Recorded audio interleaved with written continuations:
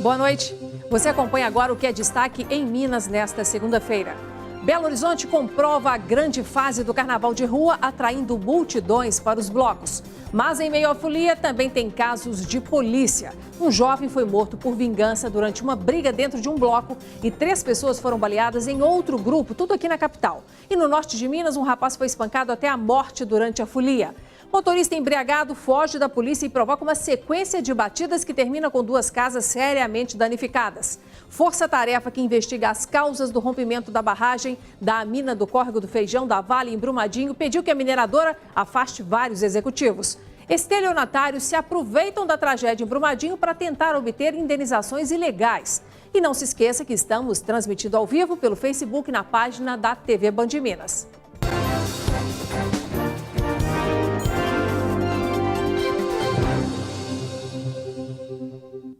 A Polícia Militar apresentou hoje um balanço parcial das ocorrências nos 3 primeiros dias do Carnaval. Casos de importunação sexual, que se tornou crime no ano passado, foram 5. Já roubos de celulares foram registrados neste ano, 60. E os furtos de celular relacionados ao Carnaval chegaram a 195. Em Belo Horizonte, um folião foi morto em uma briga depois de passar mal.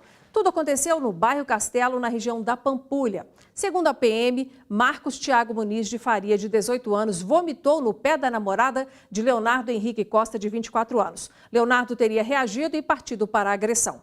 4 pessoas tentaram apartar a briga, mas a vítima caiu no chão e bateu a cabeça, morrendo no local. Os envolvidos foram levados para a central de flagrantes, deram depoimento e foram liberados.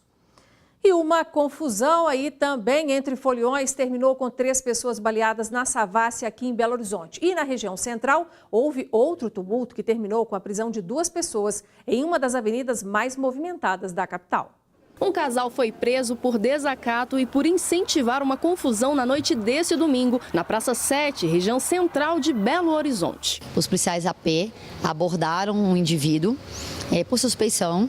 Nessa abordagem, ele resistiu e começou a incitar grupos de amigos a realizarem xingamentos, ofensas aos policiais militares. Foi dada a voz de prisão a esse cidadão em razão do desacato, da resistência que ele promoveu. E isso incitou a namorada dele, na verdade, e incentivou os amigos a tentarem resgatar esse preso, a arremessarem garrafas, pedras. Marcos Vitor Soares Pereira, de 25 anos, e a esposa Camila Regina Silva de Souza foram detidos após empurrarem e atirarem pedras nos policiais que estavam no local. Um militar de 31 anos ficou ferido. Noite violenta também na Savassi. 3 pessoas foram baleadas após uma confusão que começou com a briga de grupos de foliões. Em um desses grupos, o cidadão estava armado e ele efetuou disparos de arma de fogo, atingiu um cidadão no abdômen e outras 2 pessoas com menor gravidade que estavam nas proximidades. E não acabou não. Em meio à folia, aconteceu uma outra morte aqui em Minas. Um adolescente, ele morreu espancado durante uma briga na noite desse domingo. Isso aconteceu na cidade de Bocaiúva, região norte do estado. Segundo a PM, a vítima estava em uma praça e teria se desentendido com um jovem de 18 anos e com um adolescente de 15 que o espancaram com chutes e socos. O rapaz chegou a ser socorrido, mas não resistiu. A causa da briga não foi informada, mas a Polícia Civil já investiga o caso. E um homem foi preso por desacato após uma confusão que aconteceu em um bloco ontem à noite em Montes Claros, cidade do norte de Minas. De acordo com a PM, durante o desfile do bloco Raparigas do Bonfim, cerca de 200 populares começaram a arremessar copos e garrafas contra os militares. O batalhão de choque usou spray para dispersar a multidão. Um dos organizadores do bloco subiu no trio e criticou a ação dos policiais e então começou outra confusão. O organizador do bloco resistiu aí à prisão e precisou então ser imobilizado. E outro suspeito foi preso por jogar objetos contra a PM. E um outro destaque de hoje é que um motorista dirigindo em alta velocidade recebeu ordem de parada dos policiais, mas não obedeceu e saiu em fuga, provocando uma série de batidas. Isso aconteceu no bairro Paquetá, região da Pampulha, aqui em BH. Na rua dava para ver o interior da casa. O muro que protegia a entrada já não existe mais. Estragos causados por este veículo no meio da madrugada. A velocidade do carro chamou a atenção de uma viatura da PM na Avenida Pedro II. Houve perseguição. O motorista perdeu o controle do carro quando chegou na Avenida Tancredo Neves, no bairro Paquetá. Primeiro, ele bateu naquele poste. Depois, atingiu este outro carro que estava estacionado na via. Ele subiu no passeio, arrancou a grade daquela loja e aí depois destruiu o muro daquela residência.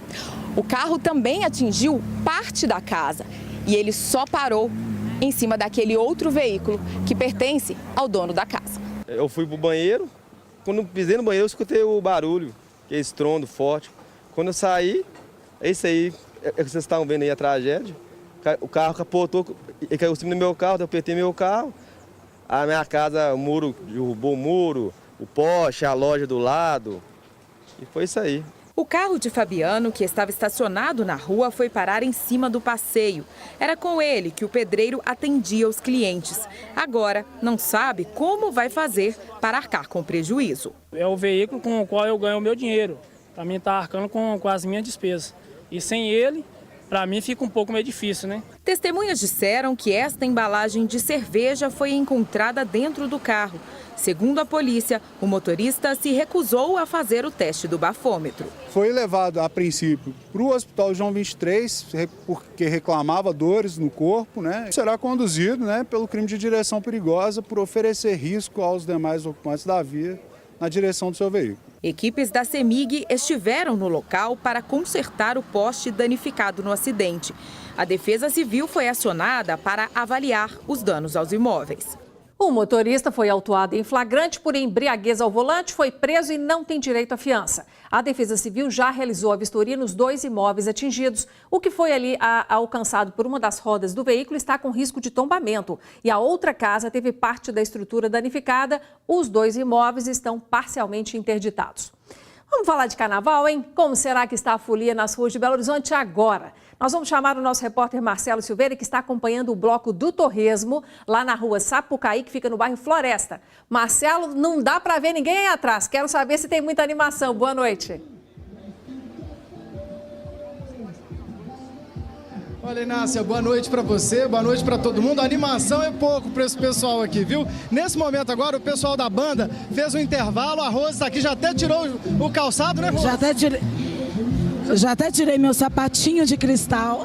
Daqui a pouco ela volta a cantar para um público de cerca de 15 mil pessoas que está concentrado aqui na rua Sapucaí, bem na esquina com Silva Jardim. Esse público não era esperado pelos organizadores, eles esperavam somente 10 mil pessoas, inclusive para o ano que vem eles devem mudar de lugar, viu? Esse bloco que tem uma curiosidade, Nácia, surgiu a partir de amigos que se reuniam no Mercado Central para comer um torresmo e tomar uma gelada. Aí, agora, cerca de 120 músicos se reúnem aqui para esse carnaval maravilhoso, fazendo aí um dos maiores, se não o maior carnaval de BH. Inácia, eu volto com você aí no estúdio. Tá certo, obrigada, Marcelo. Mais um bloco superando expectativas aqui na capital. Bom, e um outro destaque de hoje é que a chuva realmente deu trégua no final de semana, né? Isso animou ainda mais os foliões que saíram pulando de bloco em bloco, curtindo ao máximo as oportunidades do nosso animado carnaval de rua. A nossa repórter Camila Cambrai e o cinegrafista Adilson Alves acompanharam essa movimentação.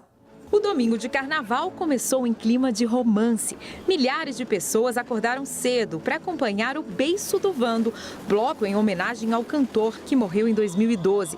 No repertório, clássicos do brega ganharam uma versão diferente, ao som da bateria de 430 pessoas.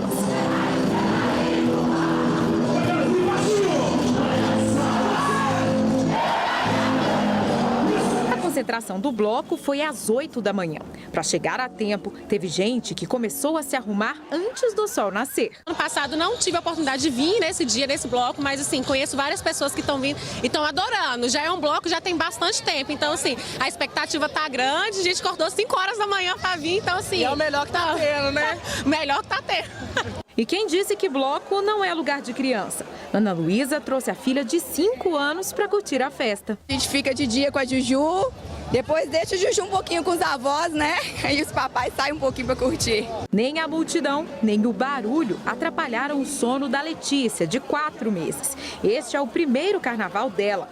Daniela garante que a pequena é foliã desde que estava na barriga da mãe. Tem que ficar um pouquinho afastada da multidão e dormir, ficar no colinho e tal, mas ela curte, ela gosta de vir. Desde o ano passado ela já estava na barriga pulando. Também tem aqueles que trocaram o carnaval do interior pelo da capital. Muito inclusivo, muitas pessoas de todos os tipos, e a gente tem que respeitar todo mundo, certo? A festa, que começou de manhã, se estendeu pela tarde e tomou as ruas da cidade. Neste outro bloco, na região Centro-Sul, as fantasias já indicavam o tema. Os abacaxis estavam na cabeça, nas roupas e até na meia. Nós escolhemos esse tema para andar de acordo com o bloco, né? Como a abacaxi, a gente preferiu vir a caráter, participar e curtir com todo mundo. Acho que é um bloco que aceita todo mundo sem problema, é um bloco super seguro, que é um espaço que a gente pode ser quem a gente quiser. Aqui a ideia é transformar os abacaxis no dia a dia em momentos bons. No Alô Abacaxi, o movimento Tropicália vira marchinha de carnaval. A Avenida Augusto de Lima ficou lotada. O que não faltou foi a animação. Hora de deixar os problemas de lado e cair na folia. É uma hora da gente espairecer mesmo, ficar com a mente mais leve, mais tranquila e esperar até quinta-feira que a gente trabalha de novo. Ana Beatriz veio de Juiz de Fora e trouxe a fantasia na mala. Este é o primeiro carnaval que ela passa em Belo Horizonte e já quer voltar no ano que vem. Se Deus quiser, ano que vem estamos aqui de novo, fantasia diferente, tudo diferente. E daqui a pouquinho, aguarde aí, vamos te contar como foi o desfile de um dos blocos mais aguardados aqui na capital, o Baianas Ousadas. E veja a seguir, estelionatários são descobertos tentando inserir parentes na lista de desaparecidos de Brumadinho. E a equipe de investigação pede o afastamento de executivos que estão no comando da mineradora.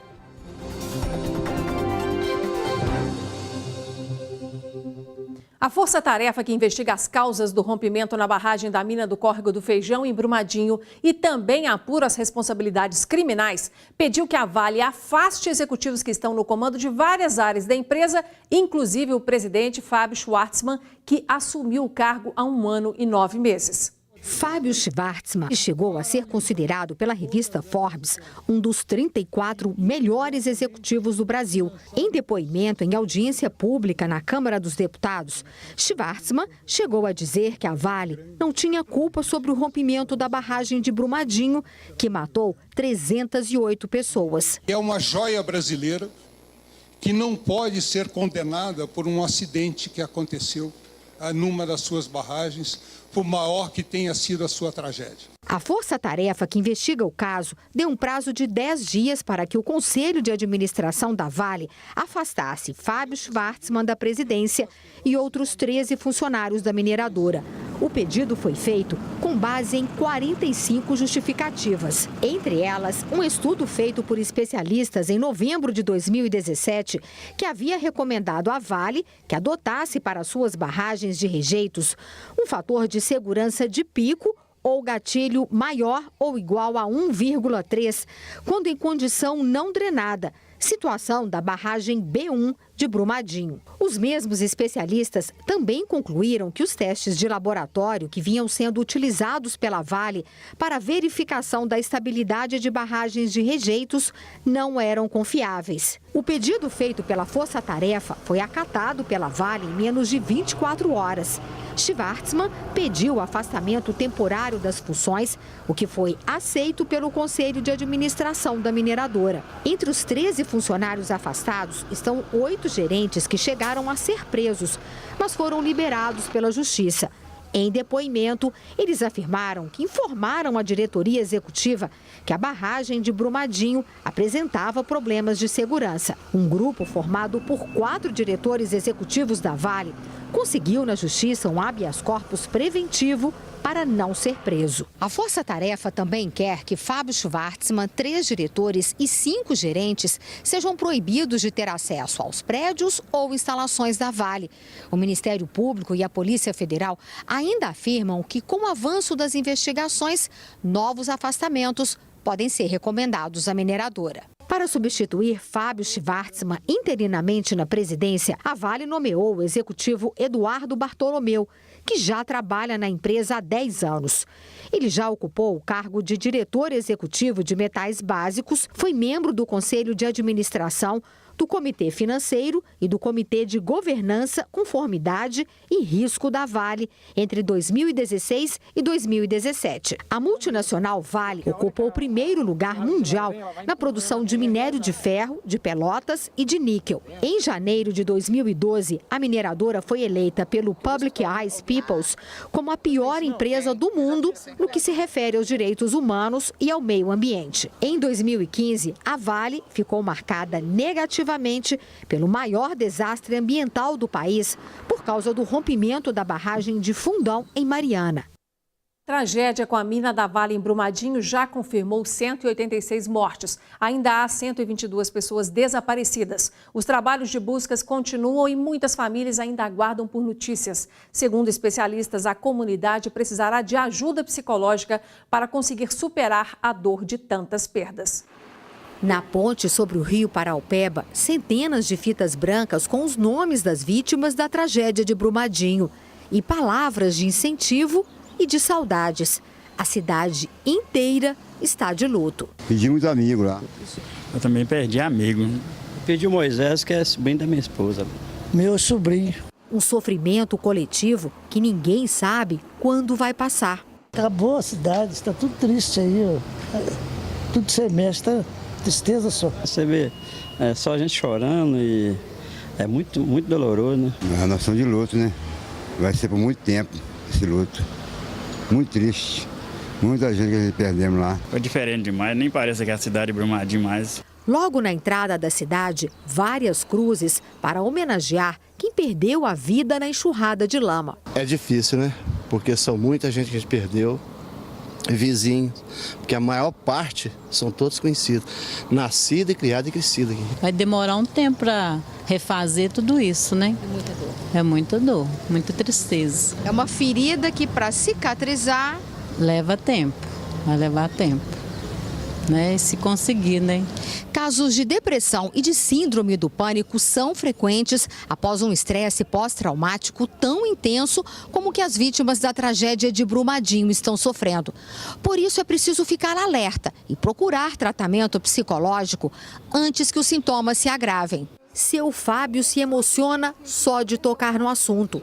Entre parentes, amigos e vizinhos, foram mais de 10 mortos.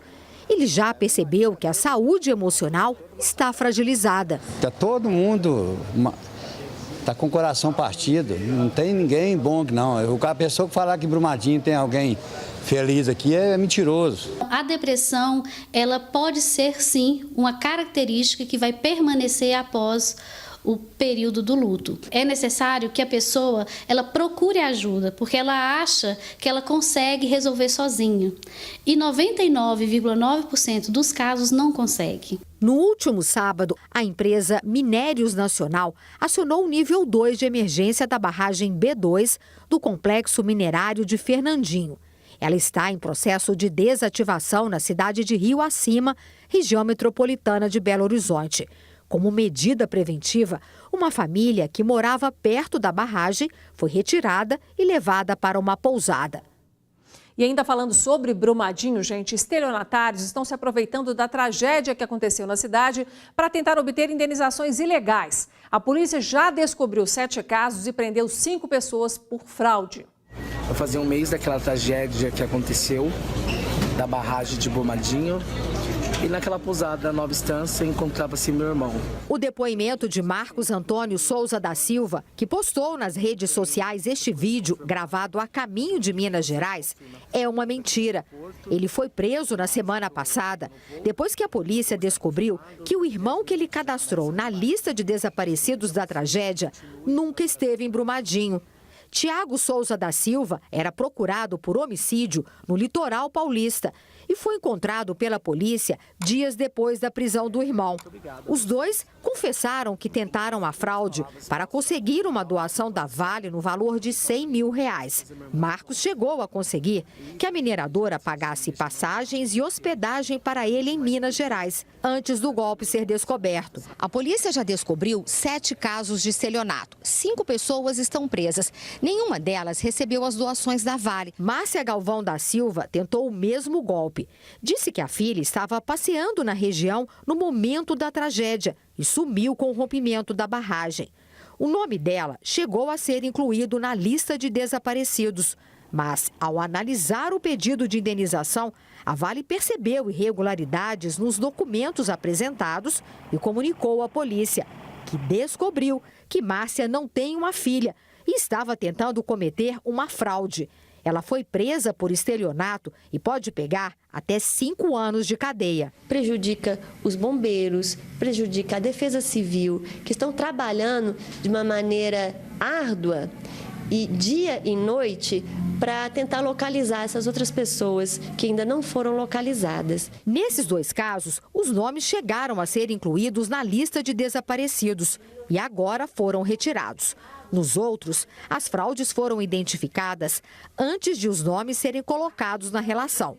Segundo a polícia, outros estelionatos ainda são investigados, o que quer dizer que a lista de pessoas desaparecidas pode ficar ainda menor.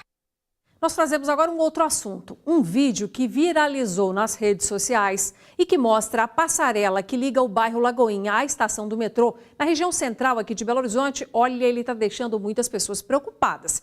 Esse vídeo mostra a passarela balançando enquanto várias pessoas fazem a travessia. O vídeo foi feito, gente, neste final de semana durante o carnaval. E de acordo com a Companhia Brasileira de Trens Urbanos, a estrutura é de concreto, está apoiada sobre uma base de neoprene, que é um tipo de material que permite a dilatação e a movimentação parcial aí desse conjunto de alvenaria. Ainda de acordo com a CBTU, essa é uma técnica de construção muito utilizada em passarelas. E no próximo bloco você confere a animação de um dos maiores blocos aqui da capital baiana, Baianas Ousadas. Ele arrastou uma multidão de pelo menos 500 mil foliões pelas ruas do centro da capital.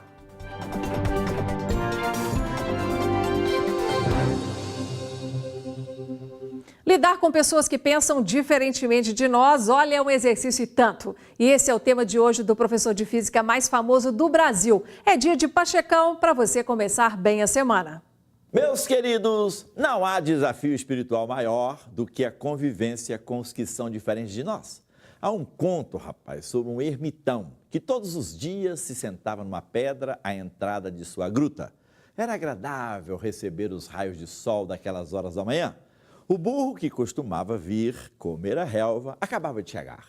Bom dia, burro! O animal, surpreso com o fato de aquele ermitão ter resolvido dirigir-lhe a palavra pela primeira vez, em 13 anos, deixou cair o mato que acabara de pôr na boca. Bom dia, ermitão. Por que você decidiu falar? O ermitão disse que já estava mais do que na hora. O asno lhe perguntou o que fizera abandonar o barulho da cidade para buscar a solidão das montanhas. O eremita respondeu que ele tivera um alto cargo público, mas que escolhera enfrentar o maior desafio, viver afastado do mundo. Você mente, disse o burro. Está aqui porque é mais fácil levar a vida distante dos problemas do mundo do que entender-se com eles e com os seres humanos. Ao ouvir aquelas palavras de um animal associado à estupidez, o ermitão decidiu acabar com o isolamento e voltou à civilização a fim de testar a si mesmo. Meus queridos, quantas e quantas vezes, rapaz, já pensei em abandonar tudo aqui em Belo Horizonte e todas as pessoas também com as quais eu vivo para viver recluso no alto de uma serra na minha pequena Laranjal. Não o fiz porque eu sei que aquele que renuncia ao mundo também renuncia ao mundo dos homens e, consequentemente, perde a oportunidade de aprimorar-se, porque somos seres em formação. Não fuja da raia, meus queridos, encare os desafios que a vida traz a cada dia. Somos pedras pontiagudas e nos embates diários nos lapidamos. Você entendeu? Fui claro? É isso aí, meu irmão. Bye, bye. E voltamos a falar sobre o carnaval. Um dos maiores blocos de BH saiu pelas ruas da região central na manhã de hoje. O Baianas Ousadas atraiu uma multidão de foliões, olha que deu gosto de ver. Um gostinho da Bahia no Carnaval de Belo Horizonte. A energia baiana chegou em Terras Mineiras na manhã desta segunda-feira. Trazer um pouquinho desse carnaval caloroso que a Bahia já faz há muitas décadas, né? E nesse novo Carnaval de Belo Horizonte, acho que Baianas é essa semente do Carnaval baiano no Carnaval de BH. Adilson, tô aqui, ó. É tanta gente que é difícil até me encontrar, né? Pois é, o Baianas Ousadas é o maior bloco de rua de Minas Gerais. E são esperados mais de 500 200 mil folhões para acompanhar o trajeto todo e vai ser com essa animação. Muita animação para curtir. Muita animação. Carnaval aqui bom demais, gente. Vem pra cá, vem. Carnaval Belão! Todos os dias. Eu começo às 7 horas da manhã até às 10h30, às 22h30 da noite. Pra mim, carnaval é carnaval na veia. E o carnaval de BH é para todo mundo, inclusive para mexicanos. Chave Chiquinha, gente, andaram muitos quilômetros para vir nesse carnaval, que promete ser o maior carnaval de Belo Horizonte. Poucos, 70 quilômetros. Vocês são de onde? Sete Lagoas, terceiro dia de folia aqui. Alô, Sete Lagoas! E a animação não faltou também para os mais de 200 integrantes do bloco, responsáveis por embalar e arrastar a multidão ao longo de todo o percurso. Belo Horizonte está aí recebendo mais de 4 milhões de pessoas e o Baianas vai arrastar aí mais uma vez uma multidão de alegria, de festa, e isso é que faz brilhar o Carnaval de Belo Horizonte cada vez mais. Muita disposição, alegria, é Baianas ousadas! E teve até coreografia. Mas, rapaz, fiquei sabendo que você é um dos dançarinos mais animados que tem aqui, é verdade? Tamo aí, com certeza, Baianas ousadas na cabeça! Todo mundo consegue dançar a coreografia? Então me ensina que eu quero aprender, quero, né? Então...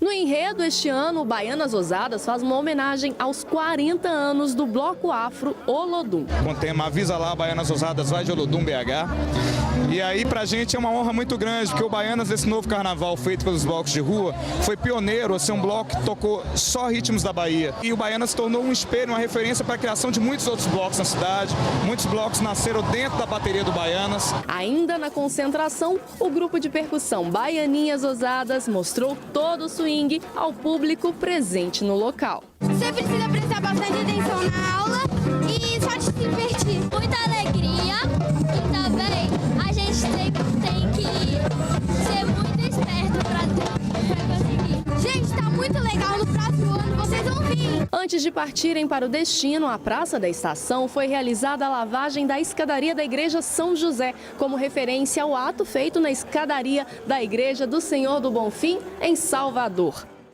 Festa bonita, né? E amanhã haverá o desfile das escolas de samba a partir das 7 horas da noite na Avenida Afonso Pena, no centro da capital. O enorme sucesso dos blocos não acabou com a tradição desse desfile. 8 escolas vão se apresentar e o desfile, gente, é uma competição. E o primeiro lugar vai levar R$80 mil, o segundo 40 e a escola que conquistar o terceiro ficará com R$20 mil. O resultado vai ser divulgado na quinta-feira. Ficamos por aqui. Amanhã vamos trazer mais carnaval para você, claro, e também os destaques do dia. Boa noite e até lá.